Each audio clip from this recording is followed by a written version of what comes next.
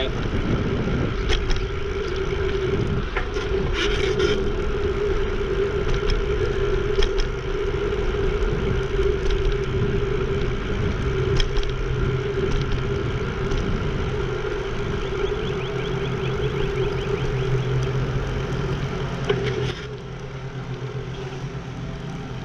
Hey, good morning everybody. It's a beautiful day. Let's start out this workout. Just rode over from home to the park, and we'll start from here. I'm gonna do some pull-ups and whatnot. So, and then we'll go.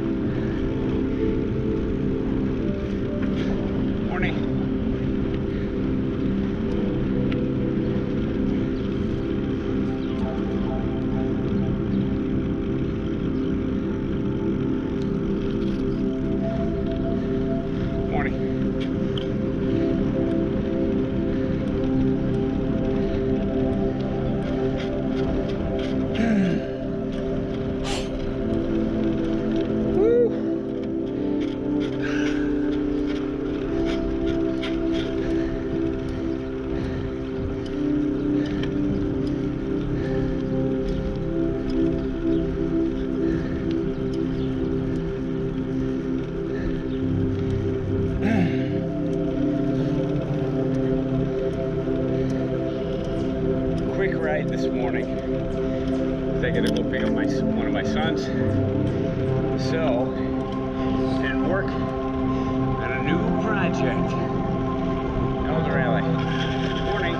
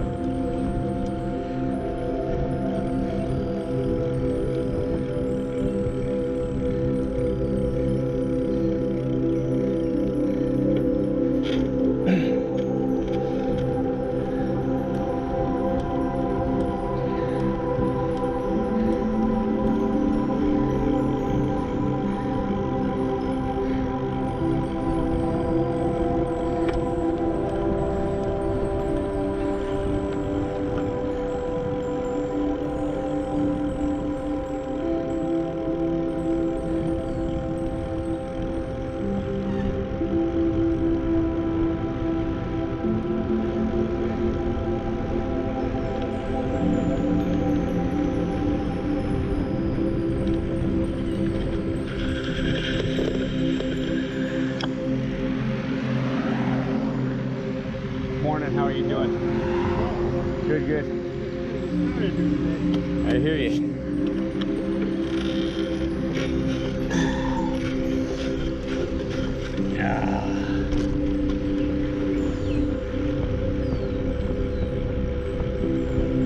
I just passed down your left here.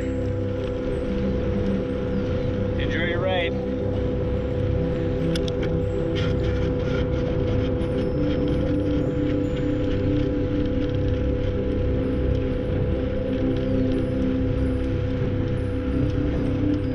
Morning, guys.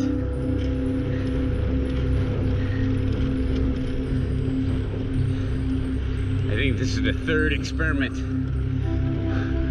Morning, guys. Good. Third experiment to see how many people say hello or respond or look at you like you're crazy. This is my mid-COVID-19, stage 3 COVID-19 report from Illinois.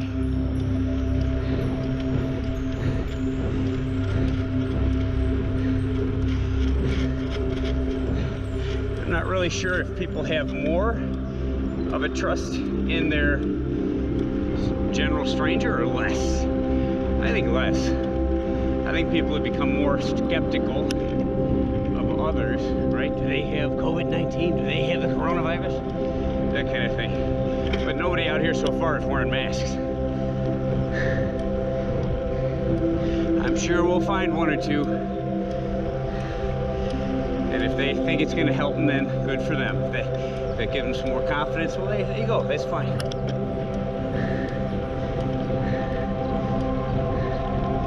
Morning. She said hello.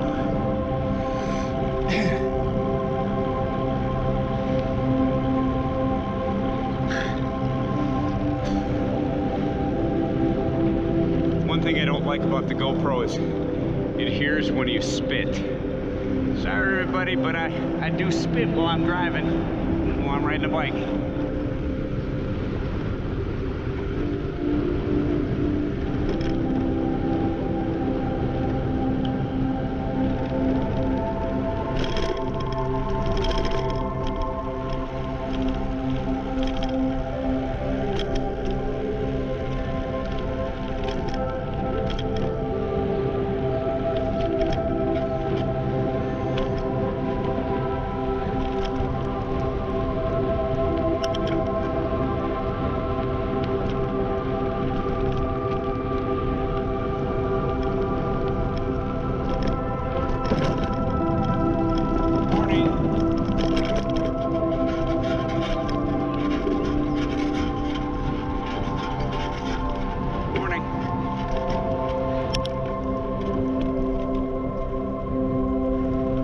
To ride for another, I don't know, 15-20 minutes, and I gotta head back.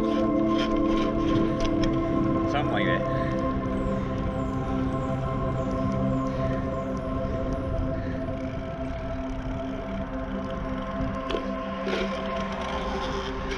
Minutes will be good. Get a good little sweat going. Gotta get that metabolistic engine up to speed, right? So it's at cruising altitude for the rest of the day. That's one thing I've noticed with a good cardio workout. It makes me burn calories kind of all day long. Probably in the body's recovery mode, you know?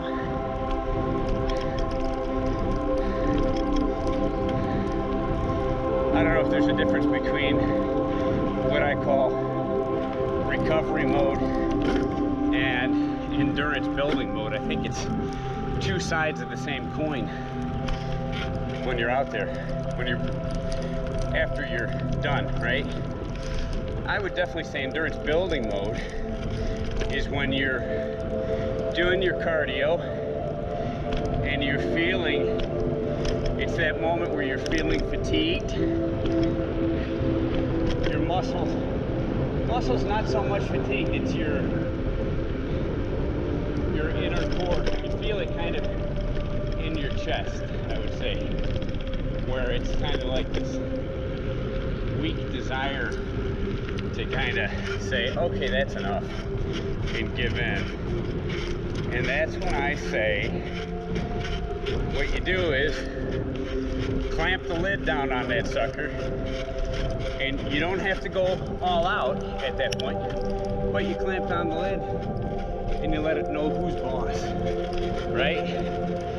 And once you do that, you're definitely in recovery building mode. It's just it's a physical sensation where you're generally fatigued, might be out of breath a little bit, but well, you'll definitely be out of breath if it's cardio you're doing. But then you've got that overall just sensation kind of in your chest and your head that, all right, I've done enough, I'm done. No. Take a few little slow deep breaths, calm yourself down, and then you clamp the lid down on that feeling, and you just continue on. Morning. You just continue on, right? And that, from that moment on, maybe even a little bit before that moment, that's your endurance building mode right there. So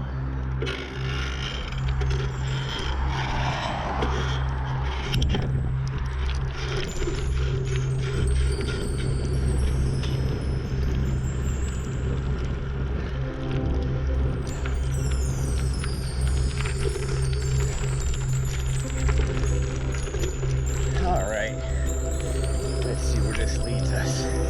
I know where it leads us. I just don't think I can go the whole route because I'm gonna give up. No, I'm kidding. Because I gotta go get my son in an hour and 12 minutes. So that means I gotta have enough time to get back home. I don't need a shower, just gotta jump in the car with a towel, run over there, pick him up. So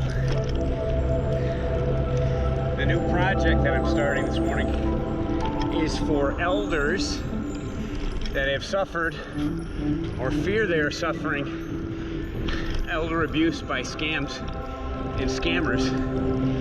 And we're gonna work on this from here on out. There may be a small charge at the beginning. I'm gonna try and defray any expenses because basically this is gonna be for victims. So people that may not help necessarily catch the culprits immediately, but definitely I want to give them immediate assistance to allies that are able to help them out. Morning, guys. Allies in their neighborhood, allies, of course, at their local police, right? And other such organizations or professionals that are certified to help elders out in these situations. So we will have advertising opportunities, but they're going to be very carefully scrutinized. Very carefully scrutinized. And because this is designed, I don't know if you guys know, but my parents have been, I guess if you want to call them victims, they were victims of a scam.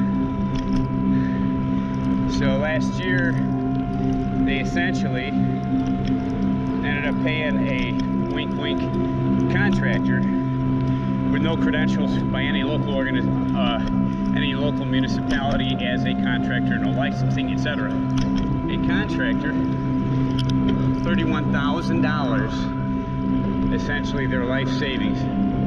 They're in their late 70s, early 80s. And that's money they depend on to live on. And I'm not going to go into, I want to keep this family friendly, so, but these scumbags, criminals, they're still out there roaming around. I guarantee you they're doing it to other people.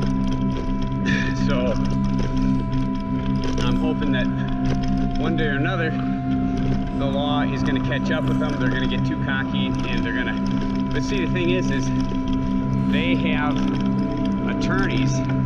One of the attorneys I know that they have is an ex-judge, so his reputation gives him an automatic kind of predominance in a courtroom when he's dealing and representing these guys. So these guys have cash. They always take cash. They tell the elders not to give them checks, right? And tell them to give them a better price if they pay them in cash. And then it's just terrible. Terrible situation. It's a confidence game. It's con artists. Scumbags. So anyways, this is to help your parents, your grandparents, when you can't be there, when you're not, can't be on the spot. We're going to put together best practices for kind of keeping tabs on them. You know, I mean, this is something that in the old days came natural to all of us, but these days things are a little bit different, especially with sort of the deconstruction of society as a, you know, at a whole. We've got a lot of other strange things that we have to keep our eyes on that we never used to have to keep our eyes on, right? Organic, wink wink, protests springing up from nowhere in your own neighborhood over problems that your neighborhood doesn't suffer from, right?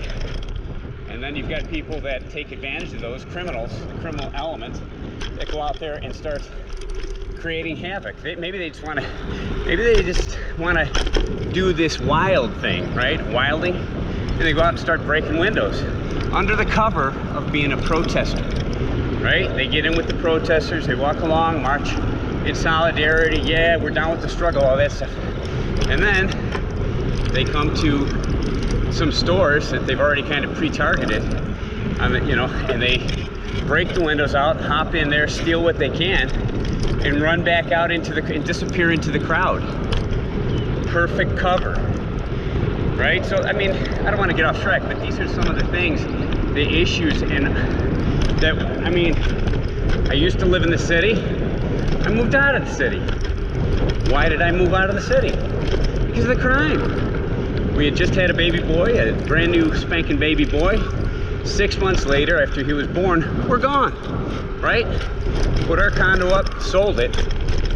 I was, you know, within spitting distance of University of Chicago. So, I mean, definitely the property has gone up in value since then. That's 20 years ago. But you know what? We moved out to the suburbs where it is safe. And these are just facts. These are statistics. It's not my opinion. It's statistics that you can look up through the FBI, National, you know, Institute of Crime. I mean, there's all kinds of statistics on this. Anyways, my neighborhood is safer, so we moved out there, that's all. But now we've got these protesters, wink wink, and some of them are legit. These larger groups are taking advantage of good-hearted people who see a wrong and they want to voice their opinion. That's great, that's wonderful, but we don't really, if you want to voice your opinion, drive up to the inner city where this kind of stuff is going on. I mean, we really don't need it out here disrupting commerce, interrupting free flow of traffic, interrupting other people's, you know, freedom of you know, their rights to life, liberty, and the pursuit of happiness. You know, blocking off streets, closing down stores because the store owners are afraid they're going to be ransacked because of the wink wink protesters. So anyways, getting back to, so we got a lot of other things in today's world that we've got to kind of keep our eyes on. And I just kind of gave one current example because it's in the news, but 6 months from now when you see this, there's probably going to be something else.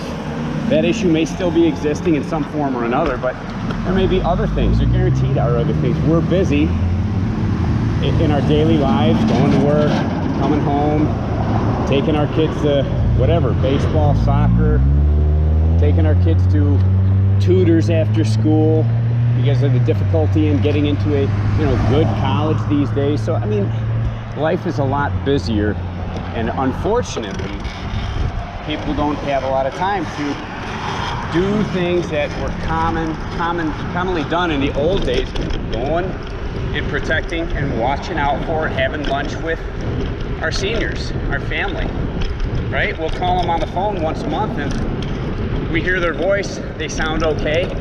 We don't know how they're living. necessarily, right? And when you're visiting them, you can help them by spotting the signs of a, morning guys, how are you? Spotting the signs of a, you know, a slow mental decline or inability to, you know, clean their house and things like that. Don't wait till it's too late. Till years later, a crisis happens, because I can speak from experience and tell you. Good morning. I can speak from experience and tell you that's what happened, you know, in my family.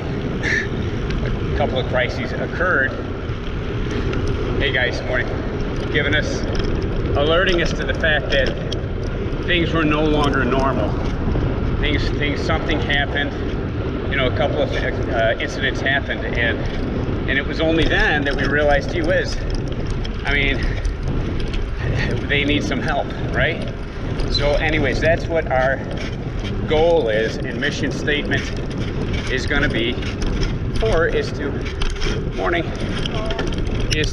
the main thrust is going to be to help elders and their families, right, with an alert system and regular, you know, set times for checking in, calls, things like that, calendar events. Also, a list of local people that can assist the elder, you know, outside of just the police and the EMS. So at some point we want to technologically integrate those into the app for the local police. Good morning. For the locals, right? And that can easily be done. But we'll get this off the ground. Maybe we can do that right away. Morning. Maybe we can do that right away. Morning, guys. Maybe we can integrate that from the get-go. So,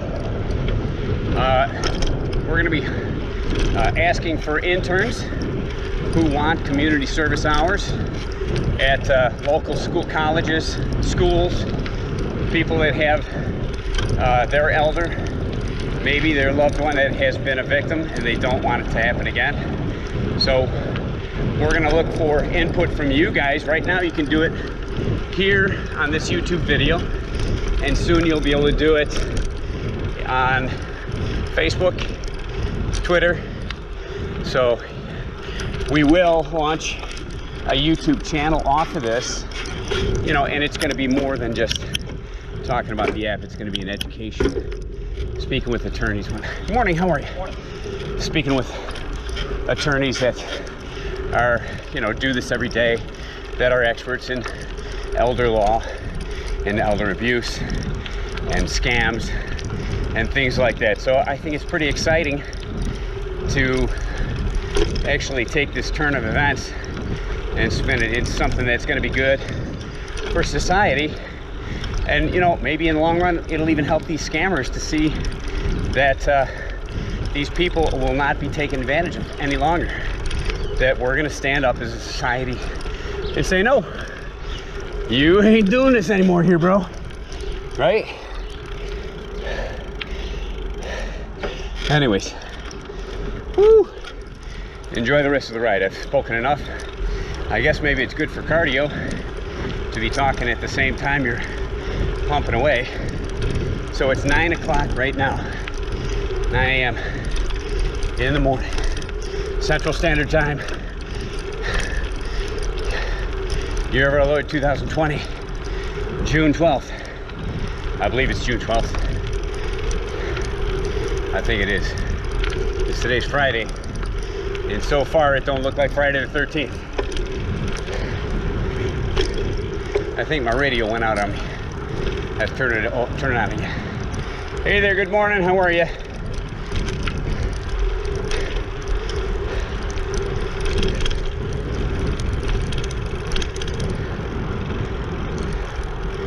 All right, come on. I want to get my radio back up. There we go.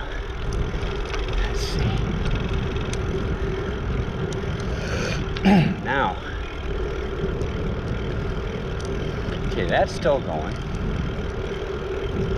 Radio There we go, got the radio back on.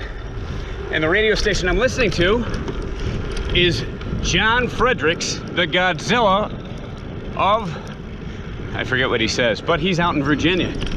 Anyways, and I want to get an interview with him so that we can get this show on the road.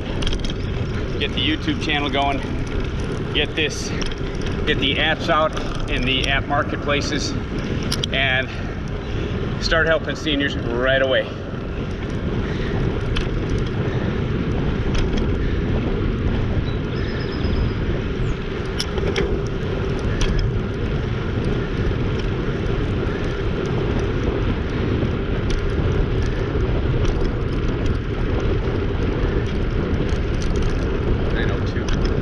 Morning.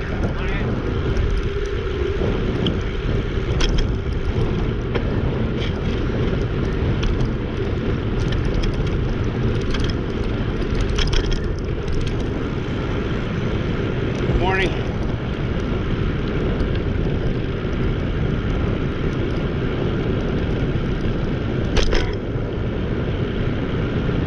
I wonder how these bumps look with this GoPro going over these bumps. Probably not too bad.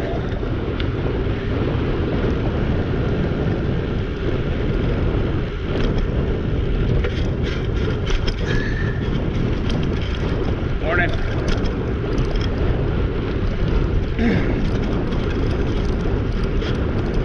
Okay guys, I think I'm gonna have to turn around right here and head back.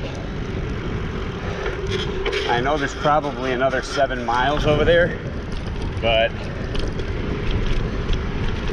no, I don't want to pause. Why did it stop?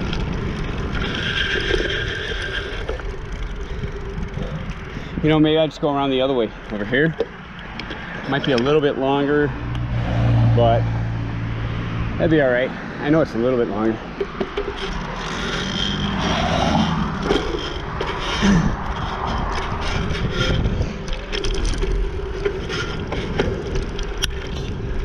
Morning, guys.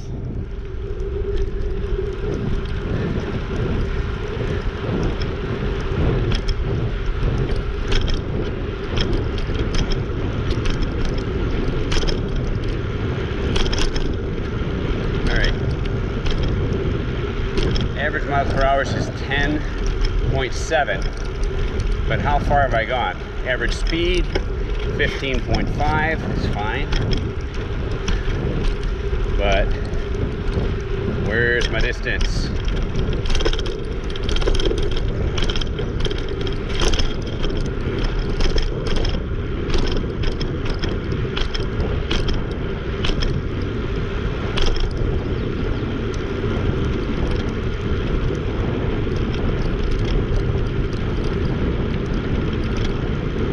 Six miles about. So I might have gone about 12 miles, 13 miles. Morning, guys. 12, 13 miles, something like that. So.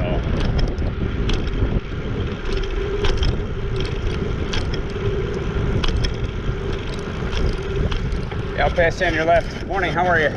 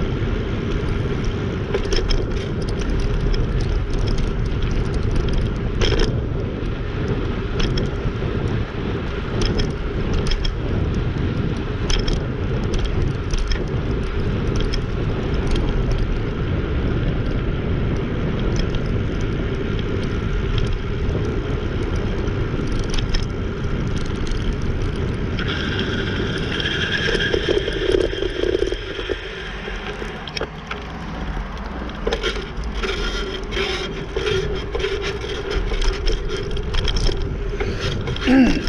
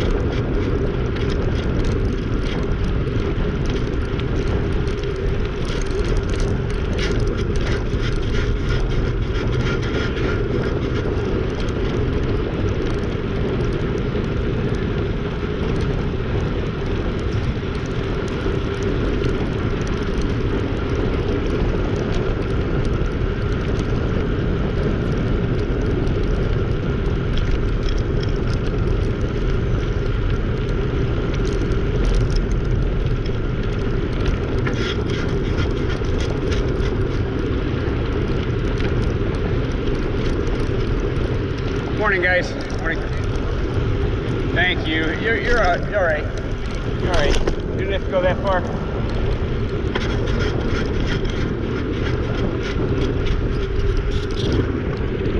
Morning.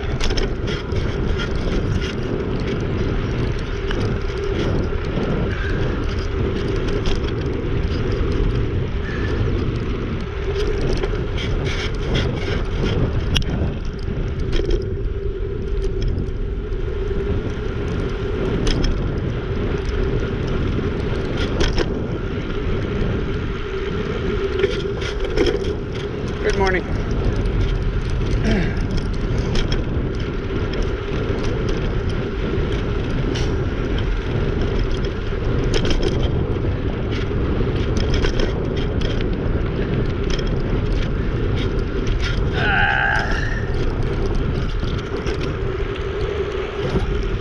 There we go.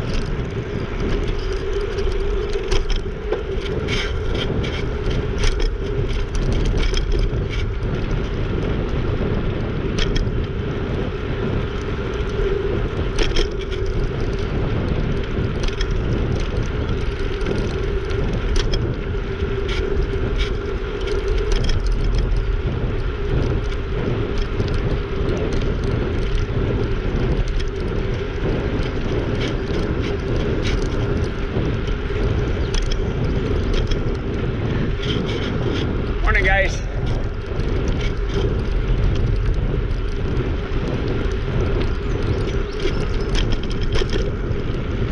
Just a heads up note when you're biking, if you give people plenty of time, right, to see you saying hello and they can identify it as, hey, he's just saying hello, right, then they probably will say hi back. That's all.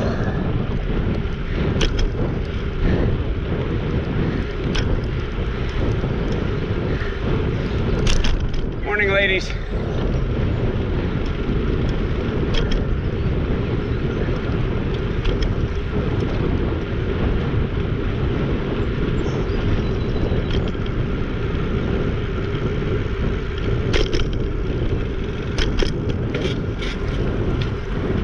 All right, see, we're already heading back. Just took a different route today. Well, I have done this route on camera before, but morning, guys.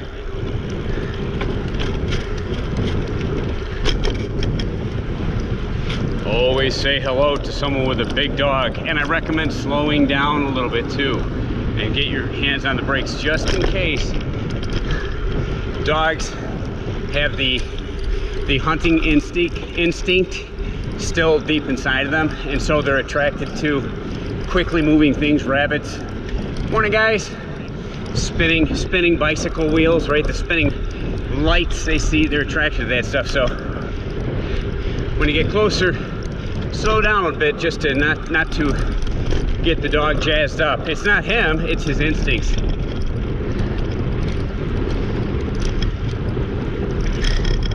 That's a little dog whisperer for you. Woohoo! Let's see, are we still rolling here? Yep, we're still rolling. All right, keep it going, guys. 9:18. So, morning, guys. All right, I'll come over here. I always slow down with dogs too, because they're attracted to spinning. They don't like bikes? Well, flashing, it's their instinct. They see rabbits, quickly moving things. Have a good one.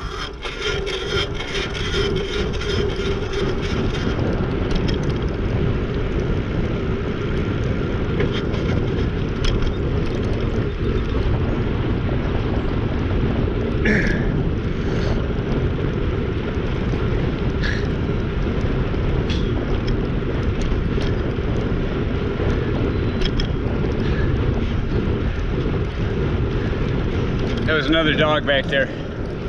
So yeah, typically I slow way down. A few years ago, I don't know if I told you this or not, but a few years ago I was out biking.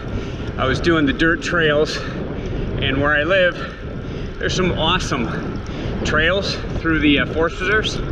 And but you know, it's public. There's other people out there, and some of those people are people on horseback. Some of those people are people walking their dogs, right? So, and other bikers, other bicyclists, other runners, walkers. So you got to kind of be wary of what's going on. So I saw the person with the dog right off in the distance, but I was going downhill, not too fast. I already, you know, you got to take it easy going downhill on trails anyways, because your tires can have a tendency to slide a little bit.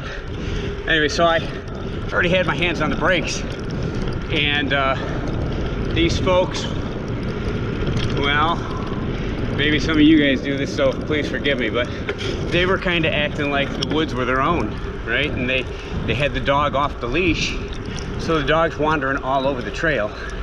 And at first I didn't see that. I guess I wasn't paying attention. I wasn't looking for the dog on the leash or not, because most places, public places, walking your dog, it really needs to be on the leash just so that it's controllable.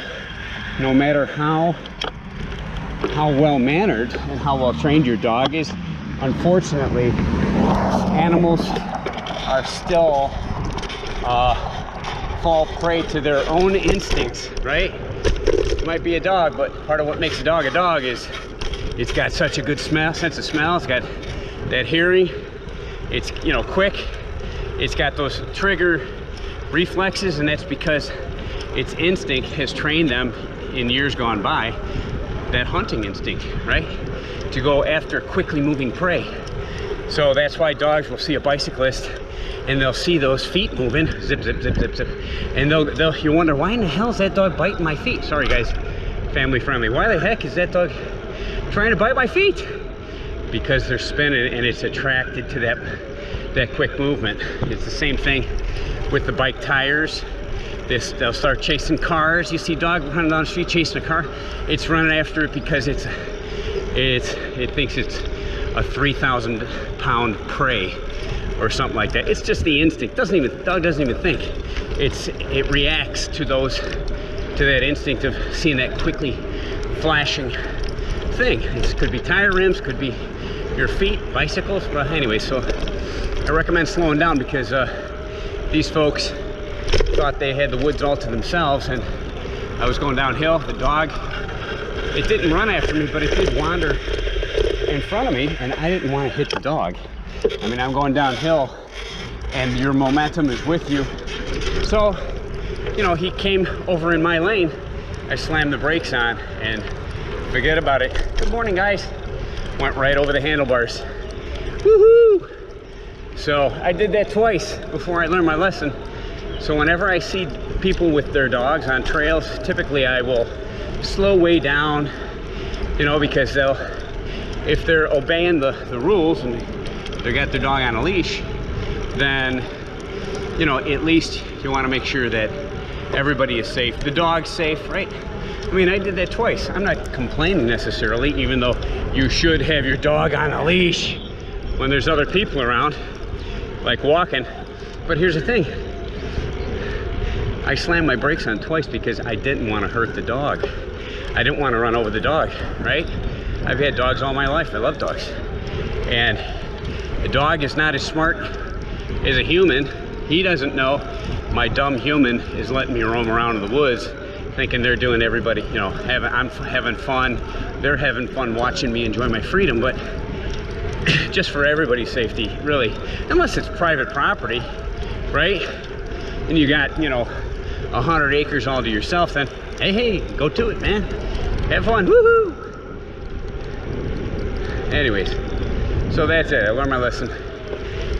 I always wear a helmet, and now I kind of slow down just because I don't want that dog to be, you know, maybe he's gonna yank, if it's a big dog, maybe he's gonna yank the, morning guys, on your left, how you doing? Maybe he's gonna yank the leash right out of his master's hands, right? And go chasing me. So I haven't hit any dogs yet, and I don't intend to. Morning, everybody. Jingle, jingle. She gave me a bell ring. Yoo-hoo! How about that? So, Tell you what, I learned a lot from various YouTubers. Merrill in New York. Merrill, he's a good guy. He's got a good channel. His buddy, Indiana Tones, they're good guys. We've got Derek down in Florida. He calls himself Vermont Derek, even though he's lived in Florida for, I don't know, 35 years or whatever. He's a good guy. I like him. Hey, good morning. How are you? I like watching his videos, his channel.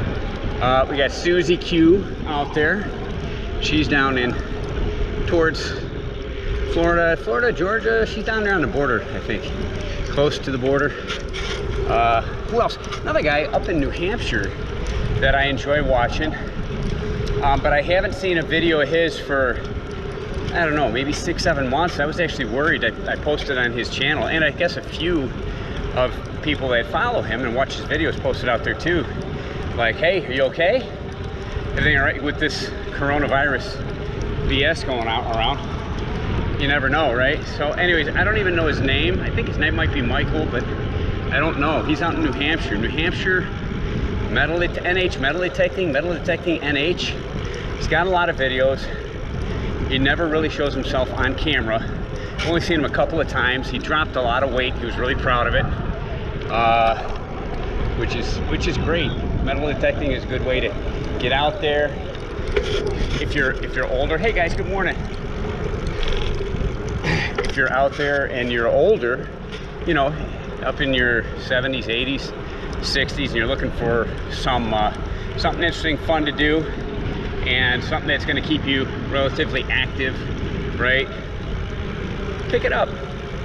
Buy yourself a metal detector, and or have your children or grandchildren buy you one for your birthday or Christmas or whatever, and pick it up and join the club. A lot of people out there. Hi guys, I'm talking to my camera. I'm not talking to myself. How you doing? Good, how are you? Super. Beautiful day. Yep. We'll let you go. Yep, we got a light. Okay. Take care now. Morning. It's okay. You go ahead. Ah, thank you. He's turning. Thank you. He's letting me go. Thank you. So he's letting me go. Real nice. Nice guy. I guess that's what you're supposed to do, is let pedestrians go, right? Morning. So anyways, getting back to it. Yeah, metal detecting. So who else out there? I can't forget the beach pirate. He's an Aussie. I don't know if he wants me to tell his name. Morning, guys. Morning. I don't know if he wants me to tell his real name on the air or not, but he's out. He's in Vietnam, I believe. I'm pretty darn sure. I think he's done metal detecting videos in Australia when he's gone back to Australia. He's in Vietnam and the Philippines. Morning, guys. Vietnam and the Philippines. And I tell you what, you want to watch somebody who goes deep in deep water. I mean, I've only known a few guys that really, on a regular basis, go as deep as he does metal detecting. But I tell you what, you got to watch him. Beach Pirate. And he's got a picture on there, his logo basically. It's just him with his hat on, right? And when you listen to his voice, he's got not a real deep voice, but he's got like a mid to upper octave, you know, voice, and a little bit of Australian twang to his accent. But I tell you, you want to watch someone get some rings, get some gold. He scores quite a bit, quite often. I mean, we all get busted, right? We all come out some days where we didn't find anything, or we found, you know, a quarter or whatever. So, but he's pretty good. So either visitors to Vietnam lose a heck of a lot of jewelry, or there hasn't been too much metal detecting there, which is, I mean, it's great for him. What a bounty, mate. Anyways, who else? I just thought of somebody else, but I was yakking. So anyways, I'm somewhat attacking these hills. I mean, I stay fairly consistent, right, with the hills now. I'm definitely on my way back.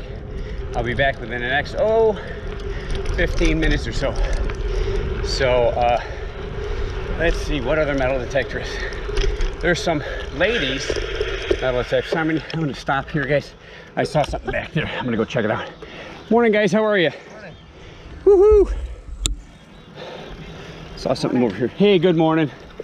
Howdy, howdy. Something over here. Somebody dropped. Maybe it was a beer bottle top. Something like that. I'm just gonna pick it up, get it off the road, and yeah, it is anything metal. I must be part crow or something. Anything metal, my eyes are attracted to. Hacker Schlot, some kind of beer, I guess. Anyways, let me get back on the road. Throw this in my bag just to get it off the road. All right, Metal Detectorists internationally. Hey, good morning. Internationally, who else? Oh, there's some guys in Britain. I watch occasionally, not every day, but I do enjoy their channels. We got the Detecting Smiths in the United States. Let's see. Oh my gosh, how could I forget? Two of my favorites, Gigmaster, who's in the Virginia Beach area, right? And Aquachigger. And both of those guys, I mean, partly because of the area they live in, I think they're just very fortunate to live in one of the areas of the United States that has so much history, because they were, 13 colonies were part of the 13 colonies. So they find stuff from the Civil War, they find Revolutionary War relics, and in a way I hate to say it, but municipalities, counties, local governments, states, whenever they can, they'll get wind that there was a battle somewhere, and they want to preserve the land, whatever that means. Because I tell you what, if they wanted to preserve the land the best, they'd have to come up with some way to prevent Mother Nature from destroying or from changing the land, because that over mankind, that is probably one of the biggest things that just can pretty rapidly as well take over and I mean cover up land that's with weeds and grass and trees. And I mean, land that was bare 10 years ago can have a forest growing on it, literally, not kidding. So anyways, but they want to protect the land, and one of the best ways to protect the land is to allow people that respect it to go there, right? I mean, metal detectorists, we don't take a backhoe out and start plowing up the land and seeing what in the heck is there. I mean, most guys or women will take a small spade or a shovel and replace the topsoil and the grass just how they found it, right? I mean, if you go there right after, you could say, well, I think someone recently dug there. But you go there a day or two later, you can't even tell. The dirt's already kind of sunken back beneath the grass. I mean, if they've done it properly, and you just can't tell. So, needless to say, I think it's people with many times it's people with good intentions that say, we're gonna put this rule down to save the land. But essentially what they're doing is they're letting history rot underneath the soil. Now, if it was, a battleground where there's a lot of unrecovered dead soldiers or something like that, that's another story, right? You do want to respect that. It's basically a cemetery. So, morning everybody. Howdy. Hey there. So anyways, if it was like I said, a battleground with a lot of dead that were not unrecovered dead, then you want to respect that. It's a cemetery, essentially. But again, to do it to national parks, and again, I understand you don't want a lot of people going in there doing whatever they want to do. But if they allow people with permissions to do special activities, right? Morning. Like there's recently, in the last couple of years, what's been happening probably over the last 20 years, little by little, is the Lake Michigan beaches have been slowly been designated National Lakeshore, part of the National Lakeshore, which essentially is not. I mean, it's these lakes are regional, but they're also local. They're really, I mean, I guess it's part of the national landscape, just as your backyard is. If you look at Google Earth, well, it's, you know, it's in the United States, part of the national landscape. Oh, somebody's calling me. Hello? Hello? Oh, well. So, regardless, needless to say, you can no longer metal detect on a lot of the beaches that just a year or two ago you could metal detect for the last 50 years, 100 years, 200 years. But now that they've been incorporated into the National Lakeshore, you can no longer metal detect. Well, I tell you what, there's one phenomena, and this kind of proves my point. I mean, metal detectorists are the least of the worries if you want to protect the beaches. If you really want to protect the beaches, don't let anybody go on there. The beachgoers, the weekend beachgoers, and I'm not for this. I'm just kind of going to the, you know, battling extreme with extreme. Battling extreme move of, hey, you can no longer dig in the sand. Yeah, you can no longer, you know. So battling that with, okay, you want to be extreme. Well, I tell you what, go out on the beach any day, and you're going to see stuff strewn all over the place. Plastic, you know, garbage, because a lot of people that go to the beach are pigs, and they just, you know, let their stuff blow around, and they don't put away their garbage and stuff. They don't pick up other people's garbage. If everybody did that, I'm not saying go out and be a garbage man, but if you see something, pick it up and throw it away. If everyone did that, there'd be no garbage on the beach. If everyone took care of their own garbage and picked up a couple of pieces of other people's junk that were left behind, in no time the beaches would be clean. But instead, what do? They see somebody digging, and they say, well, you're gonna ruin the beachfront, because the dunes, right? The dunes. I'll tell you what, one of the biggest destroyers of the dunes is the movement of the air, the wind, and the natural wave action of waves. If you go out to Beverly Shores right now, Beverly Shores is virtually destroyed because of the level of the lake has risen. And it rises every 15, 20, 30 years. Good morning. 30, 40 years, it rises, right? And then it goes back down again. So it's risen, and it's essentially destroyed and washed away a huge section of the beach. That wasn't done by any metal detectorist, right? So basically, metal detectors go out there for fun, activity. We don't find a hell of a lot. Morning. We don't find a hell of a lot. And pick up garbage that we see, especially like metal garbage, tin cans, aluminum cans that people have got, you know, have drunk their beers, and then because they're lazy and they don't want to bring the empty cans with them, they just bury them, thinking nobody's ever gonna find them. Well, guess what? All right, so it is 9:38. I am ahead of time. I'm gonna go do some more pull-ups over here and whatnot, and then I'll head back home. Somebody called me, but I couldn't answer the phone, so not sure what that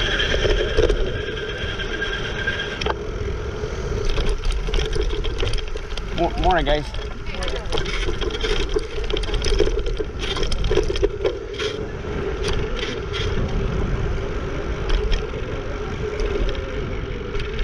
All right, so there's an example of people kind of thinking they own the road, right? What was Mr. Magoo? Road hog! I guess I'm kind of like Mr. Magoo. I guess that happens when you get older, right? Just don't let me become Karen. All right. GoPro, stop recording.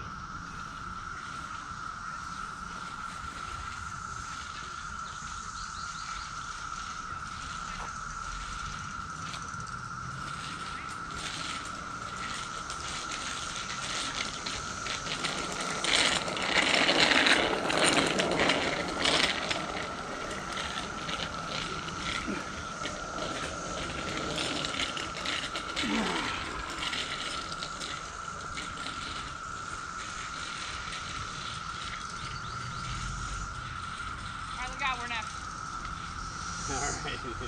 I need to take a break anyway. Hold on, I gotta put big sandbags on my legs.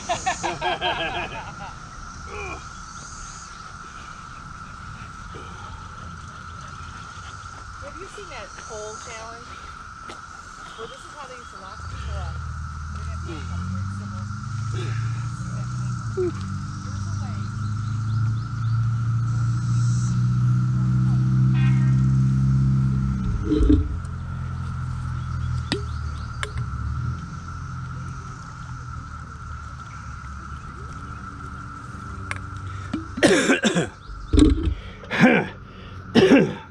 All right. I think I will go home so I can get the kid before 10 o'clock. Or right at 10 o'clock. Where's my... Is it still rolling? I think so.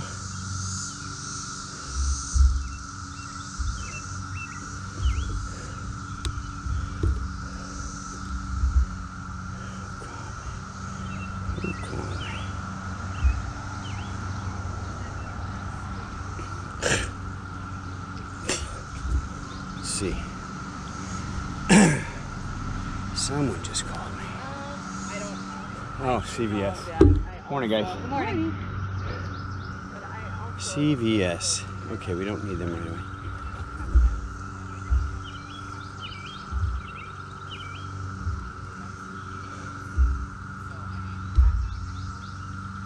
And I think my other thing shut off. There we go. Should be still going. All right.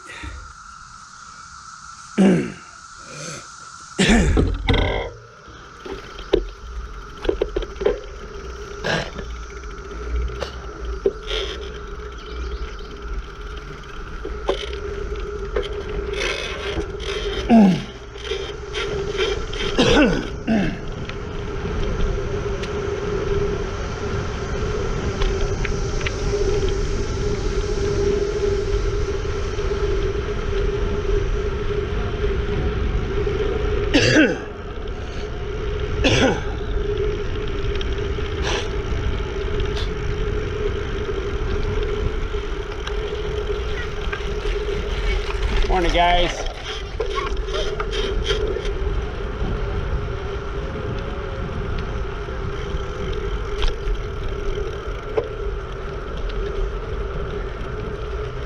You're good, guys. Morning.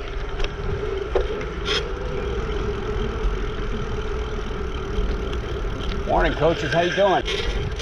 Morning, ladies. How are you? Good. How you doing? Good to see you, Dave. Enjoy the weather.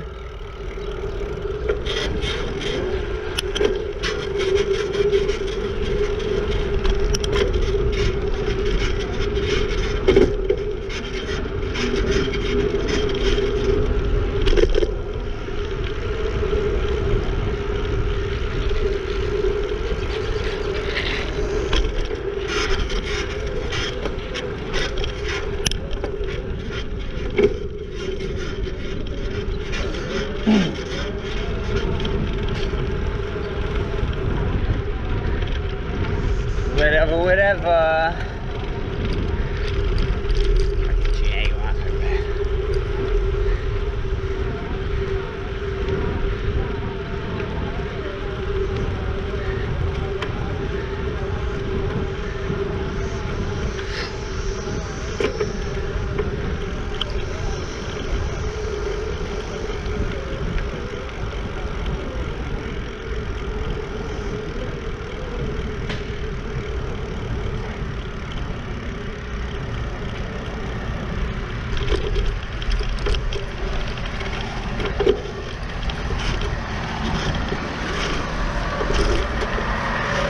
Morning, guys.